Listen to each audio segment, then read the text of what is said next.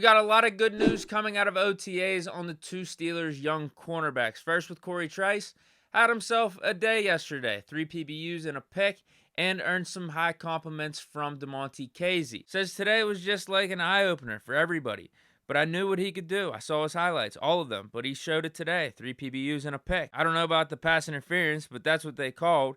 And the next play, he got a pick, so he kept his head high. And then with Joey Porter Jr., he received first-team reps yesterday. This probably comes in correlation with Pat P getting some of his first reps at the slot corner spot, because if he moves to slot, who's going to be the guy playing outside? Presumably the guy you took in the second round in JPJ.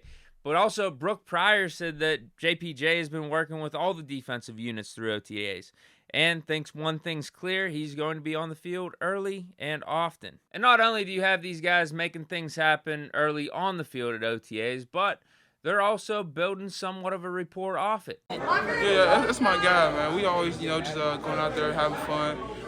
We always make sure that we both know our plays and just trying to be, good guys towards each other, because we all got the same goal, and that is to win and just make plays and have fun. And on top of it, you have future Hall of Famer, current Steelers corner Patrick Peterson giving these two compliments as well. And like I said in yesterday's Calvin Austin video, Pat P's been around for a minute. He's just not dishing out compliments willy-nilly unless he thinks what he says is actually going to hold up. Says to have both of these young, as Coach likes to call them, avatar cornerbacks. It's going to be special. Both of them want to learn, want to get as much knowledge as they need to be successful. And here's JPJ giving some props back to Pat P. He's been great. He took me under his wing, showed me the ropes, and I'm glad to have him on my squad. Without him, I wouldn't be able to learn so much about the game so fast like I am right now. This is music to Steeler Nation's ears. It's nice to see a plan running smoothly, because once we picked up Pat P in free agency, we thought, hey, you're Cam Sutton's replacement. You're going to ball out. You still got it, but you are getting up there in age, so if we draft a cornerback, hopefully you could be their mentor. And he was open to the idea, said it many times in interviews he did.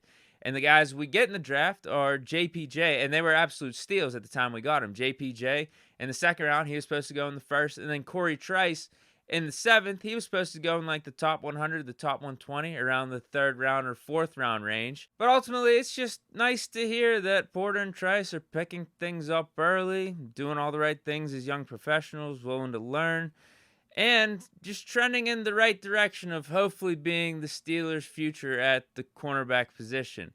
Because I know it's early, it's OTAs, this and that, but these reports are better than, I guess, not hearing reports, or actually reports going in the opposite direction and being negative. So there's that. And just the fact that, again, they're earning compliments from guys like Patrick Peterson, who I don't think are just dishing out those type of words like they're nothing. And Pat P's not wrong, too. If this does pan out, like to have two corners with Joey Porter Jr. and Cory Trice's size, like that could be something different, because that's something you can't teach. I'd almost compare it to the Legion of Boom with the Seattle Seahawks whenever they had Richard Sherman and Brandon Browner, like two big physical corners. So hopefully Cory Trice and JPJ can be that for the Steelers.